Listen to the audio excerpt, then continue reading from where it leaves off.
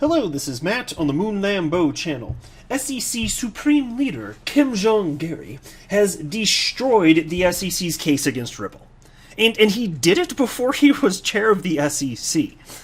You know, and look, given what he said publicly in the past, selecting Gary as the SEC chair is about the worst idea one could have if the goal is to be master of the universe and position the SEC to rule over all things crypto. Because what he said before he was SEC chair proves that there was uncertainty in the space. Because he said that. And so, look, I got a bunch of stuff to share with you in this very latest Moon Lambeau hot jam. It's a very hot jam. Could you gather that from what I said here? So I hope you brought some damn toast up in this bitch. I'm going to spread it all over there, slather that on. Because I got a bunch of stuff from attorney John Deaton. I've also got an article that was highlighted by a Ripple employee. It's actually Ripple's general legal counsel, and it's very interesting. I'm going to cover that part at the tail end of this video, but interesting stuff, so I hope you stick around for that too. But before going any further, I do want to be clear at the outset. I do not have a legal or financial background of any kind.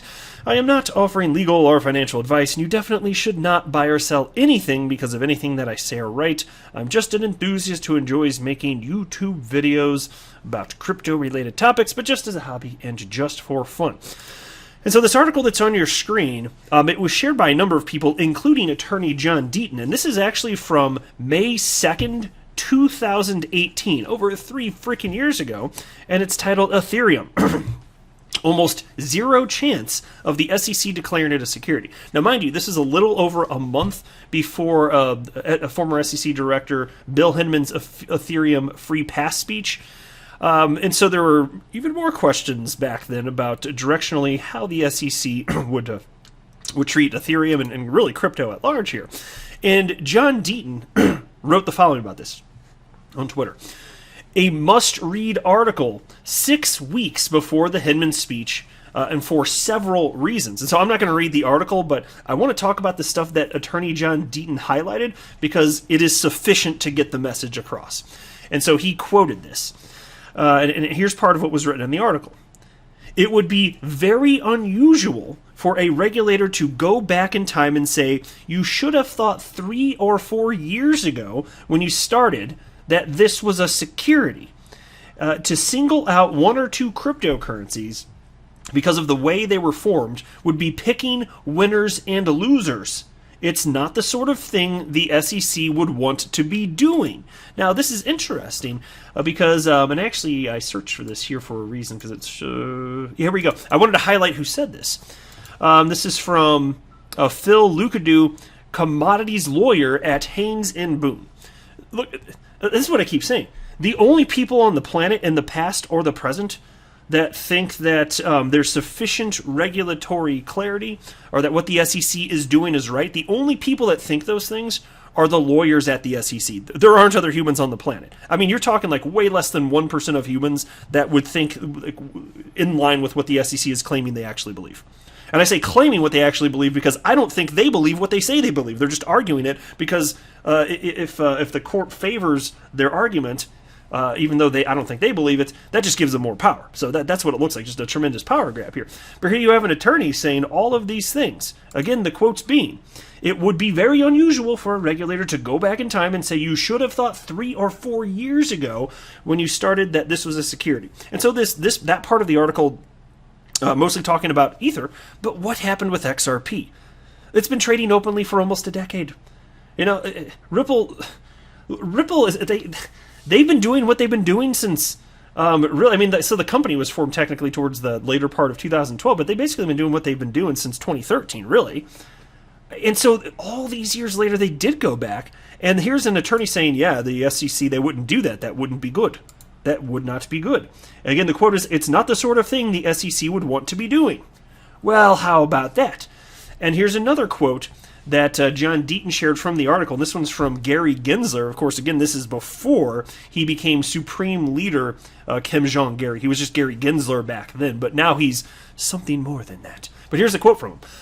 It would make a shambles of U.S. innovation policy. Or I'm sorry, no, he just tagged Gary Gensler. That's not what he said. I'm mistaken. I knew that before I recorded the video. Sorry about that, folks. But that is the quote from it. It would make a shambles of U.S. innovation policy. And that's certainly true. But as far as what Gary Gensler did say, I mean, don't forget, and I've mentioned this before, but Gary Gensler quite literally said that the SEC, and I'm paraphrasing here, but this is the message. I swear to you, this is absolutely what he said in case you missed this. He said that the SEC is going to have to address this, whether or not XRP is or is not a security, because there isn't clarity. That's the reason. I don't see how in a world where where justice is sufficiently distributed, I don't see how it's possible, not even remotely, that the SEC comes out on the better side of this. I don't see how that's possible. It just that my simple little moon Lambo brain would just be blown. And here's another quote that John Deaton shared from the article. The only thing that's 100% clear is that it's a gray area without any clear legal precedent one way or another, and it's all up for debate. Yeah, no kidding. And then John Deaton wrote, it's additional evidence demonstrating the SEC can't prove Brad Garlinghouse and Chris Larson were reckless in not knowing XRP was a security. And there's a portion in here about XRP. Let me see if I can find it real quick. I think it's right here. Yeah, here we go. Here's a quote. There is a strong case that one or both of ETH and XRP are non-compliant securities. That's from CFTC Chairman Gary Gensler. Because he was, for those of you who didn't know, he's not just Kim Jong-Gary, Supreme Leader of the SEC. He used to be the CFTC Chairman. And he said that ETH and XRP non-compliant securities. That was his opinion. But again, the story didn't stop there. The biggest news surrounding that claim is that he said the SEC needs to provide clarity on it. And so that's why I was saying, picking somebody that said that to be SEC chair, not good for your crypto endeavors if it's your intent to just be master of the universe and rule over everybody, which is the intent, obviously. And they shouldn't be able to rule over over all things crypto because it doesn't make sense. I mean, think about how one of the things that's even, I don't know, it's just about as ridiculous as the whole Ripple case, is the idea of the SEC ruling over stable coins, which even more clearly, or at least as clearly, do not satisfy the Howey test, meaning they can't be securities, because the second prong of the Howey test is that there must be an expectation of profit. And I will tell you this, 0% of humans on the planet buy a stable coin looking for profit. Who is stupid enough to do that? Who are these people that are purchasing Tether? Be like, oh, it's gotta go up. It's gotta be worth more than that $1. What the hell kind of idiot stick do you have to be to actually think that? Oh my gosh, it really steams my vegetables, folks. My vegetables. No, there's more than one vegetable. It's vegetables plural. That'd be a sad little vegetable by itself, getting all steamed. Look at this headline, and by the way, I want to point this out. This is from Bitcoinist.com. They have written some stuff about Ripple and XRP that's bonkers over the years. I haven't been highlighting them as much over the last, I don't know, 9 or 10 months in particular. Just by I kind of got tired of them, to be honest. But there have been so many damn hit pieces. But it's like even they're coming around and getting this. Look at this headline. I don't want to read the article, but I just want to point this out. Here's the headline from Bitcoinist. David vs. Goliath. How Ripple is winning the case against the SEC. And so, look, I think it's finally the case that even a lot of the maxis out there and the XRP haters, even if they're not maximalists, just the XRP haters, which are just nonsense to not like XRP for whatever stupid reasons you have. But even those people, I think they get it. They're like, we need to be on the side of Ripple and XRP because if this doesn't go well for Ripple and XRP, we might be in a bit of trouble. Might be in a little baby boo bit of trouble. A lot of baby boo bit. Like it better be a big-ass baby, then you're going to be in a lot of trouble because the whole world of crypto in the United States is going to be turned upside down, and all of the innovation in the United States, it's just going to go overseas. And if XRP is a security, what the hell cryptocurrency isn't? Maybe Bitcoin? Even Gary Gensler won't commit to that. So it's completely ridiculous. And then there's this from John Deaton. When does a network become sufficiently decentralized and can no longer be considered a security under U.S. securities law? Does it pass the Bahamas test? And this is something I talked about on the channel, which John Deaton had been talking about recently on Twitter. And it's basically the question of if the creators of a particular cryptocurrency take all of the profits from whatever coins they sold and then just move to the Bahamas. They're out of the picture. They're never going to participate again. They just took their earnings, their profits, and they're out. Could that particular cryptocurrency, would it continue to survive and thrive, hopefully? Could it do that? And if the answer is yes, then it's sufficiently decentralized. That's the Bahamas test. That's what it's being called here, right? And so somebody named Jeff actually tagged David Schwartz and wrote, I feel that like David Schwartz is the only person qualified to answer this question accurately. Of course, David Schwartz is Ripple CTO, co-creator of the XRP ledger, so he kind of knows his stuff. And he wrote to this in response to that and wrote, sorry, started thinking out loud in those tweets. This is a legal question and one that I probably shouldn't muse about in public. And I can understand that response, but I don't know what tweets he was referencing. I went on his profile. I was like, did you say some interesting things? And I couldn't find anything else on the topic. Maybe I missed it, but there's 4 tweets here that are deleted. I don't know if they were his or if he actually deleted. He usually doesn't delete stuff, but so I don't know. It could just be somebody else here, but I could not find anything else. It does kind of make me wonder what he thinks about all this, though, because the reason this all matters when you're talking about sufficiently decentralized, when you're talking about the Bahamas test, is because it's a prong of the freaking Howey test. Is there a common enterprise? Because look, for something, if there to be an actual common enterprise, if you're going to legit argue that, it's got to be the case that if you're arguing that that prong is satisfied, that if that common enterprise goes away, the cryptocurrency's toast. But if Ripple goes away, it's not, like, XRP's not toast. XRP's fine. People are going to keep using it to move money around on cryptocurrency exchanges. It's one of the most liquid cryptocurrencies on the entire freaking planet. Coil's not going to stop using XRP. It's blazing fast. There are all sorts of other platforms too, and some people like my fellow XRP YouTuber James Rule XRP, he uses it as money. Other people do too, and it's a small percentage of people that use it as money. But the point is, you can do all sorts of stuff with it. There are all sorts of people that actually do receive that as their paycheck rather than a fiat currency. It could not be more clear. XRP is not a security, right? And then there was also this. John Deaton retweeted what David Schwartz said, and when she's like, okay, I shouldn't muse about this topic in public, which is perfectly fine. I respect that. I get it. He's part of Ripple. There's the lawsuit. Totally fine. John Deaton wrote the following, though. The point is that a CEO or CTO of a company or an individual investor shouldn't have to hope they interpreted sufficiently decentralized correctly and worry about being sued 8 years later. Hinman gave the speech in 2018. No guidance afterwards, only enforcement actions. Yeah, exactly, which is repulsive and disgusting. Regulating by enforcement. Again, anybody that's unbiased, that has at least half of a brain, can see, if they just consume the data, just be aware of it. There's about 100% chance, and I do mean that, well over 99% of humans will be like, yeah, that's not right, they're just regulating by enforcement. That's not what they should do, there's not clarity. Everybody thinks that, which is why I keep saying, like, if the judge doesn't recognize that as well and rules in favor of the SEC on crucial matters, to me that would just seem like a miscarriage of justice, frankly. That's what it would be like to me. Now, I don't think that's going to happen. I don't know what kind of idiot could actually think that stuff. And the judges in this case, Netburn and Torres, they seem sharp as hell. They've been very impressive.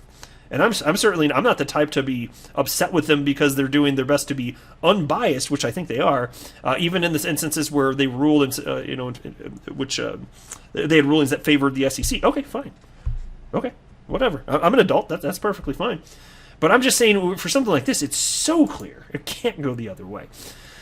And then there was this from Charles Gasparino, journalist with Fox Business Network, who's been all over this case, and he wrote, Memo to XRP Army. Eleanor Terrett, who is also, by the way, I'll just pause there. Eleanor Terrett is also with Fox Business Network. So he wrote, Eleanor is putting the finishing touches on her XRP Ripple regulatory roadmap. She will be exceedingly fair and will give all parties a chance to weigh in and influence our final product. Stay tuned. And so before I recorded this, I went to check and see if there was any additional update after we put this out. And I didn't see anything, but definitely going to be covering this. This is going to be really interesting. So I just wanted to put the blast out there that something's coming from Charles and Eleanor, and I'm very curious to see what it says, and I'm looking forward to it. And John Deaton about that tweeted the following. In addition to an independent investigation below is all that any of us can ask for at the moment. After this report by Eleanor and Charles, maybe Andrew Sorkin, Becky Quick, and Joe Kernan, all with CNBC, can invite Clayton back on to deny any conflicts with no follow-up questions, which I get a kick out of. You take the folks over at CNBC. Yeah, after this, why don't you just have Clayton back on for, that little asshat, Jay Clayton, former SEC chair, have him back on to deny any conflicts with no follow-up questions. That's exactly right. I don't even think they'll do that, though, honestly. Oh, whatever. So here's Stuart Alderati. This is the Ripple employee I was referencing earlier in the video. General counsel at Ripple, over 35 years of legal experience with expertise in banking, regulatory affairs, and complex litigation. And he tweeted the following, and sharing an article. Sound familiar? And I'm going to cover the article in a second. Number 1, SEC asks for and gets voluntary cooperation. 2, SEC next, without explanation, threatens enforcement. 3, SEC doesn't get unconditional surrender, so it ramps up intimidation and aggression. In other countries, that's called tyranny. We must be better. Yeah, no kidding. And so here is the headline from Bitcoin.com. Terraform Labs CEO Du Quan is suing the SEC. And this is an interesting story here. Du Quan, the co-founder and CEO of Terraform Labs, the company behind the design and creation of Terra, a smart contracts-enabled cryptocurrency, is suing the SEC over an incident that happened during the latest installment of Messari's mainnet conference. He had been conducting conversations with the SEC about possible actions against Mirror Protocol, a decentralized app that tracks prices of stocks for synthetic assets. The lawsuit explains the SEC had contacted Quan in May to talk to him about the operation of Mirror Protocol and the connection of Terraform Labs with the company. Quan met with SEC lawyers voluntarily and answered their questions during a 5-hour interrogation. The SEC then asked for Terraform to voluntarily produce documents on the subject. This back and forth between the SEC and Quan's lawyers reached a breaking point in September when the SEC, still having conversations with Terra's parties, decided to issue subpoenas for Terraform Labs and Quan using a private company called Cavalier Courier and Process Services to deliver these at Messari's mainnet. Why then? That's crazy. Right then, publicly, right like that? Okay, according to court documents, the SEC lacks jurisdiction over Terraform Labs and Quan. The lawsuit states the following, here's a quote. The SEC attorneys were well aware that TFL and Mr. Quan had consistently maintained that the SEC lacked jurisdiction over TFL and Mr. Quan, and at no time asked Deaton's lawyers whether it was authorized to accept service of subpoenas, end quote. Now, in addition to this, the lawsuit states that the SEC also broke its own rules regarding the management of these incidents. The subpoenas were served in public, and in fact, one of the assistants at Messari's mainnet witnessed the delivery of the subpoenas. This goes against SEC policy that states these formal matters should be kept confidential until stated otherwise by the institution. The lawsuit asks for the subpoenas to be considered void, and also asks for damages, including attorney fees and further relief as the court deems appropriate. Oh, we'll be following this to see what happens here. So there you go. That's why, again, Stuart already said SEC asks for and gets voluntary cooperation, and then, without explanation, threatens enforcement, and then 3, SEC doesn't get unconditional surrender, so it ramps up intimidation and aggression. And this is from the federal government in the United States. This just isn't right. Do you see how they're behaving? This is vicious. This is not just. This is not right. This is not ethical. And that's why everybody can see this that's not in the SEC. Everyone. It's repulsive and disgusting. That's why it's getting called out so much and so consistently and so frequently. And I'm optimistic that ultimately, when this is all said and done, at least what's happening between the SEC and Ripple, I do believe justice will be done. There's no guarantee, but I'm optimistic. I'm not a financial advisor. You should not buy or sell anything because of anything that I say or write. That would be a very, very, very bad idea. Until next time, to the moon, Lambo.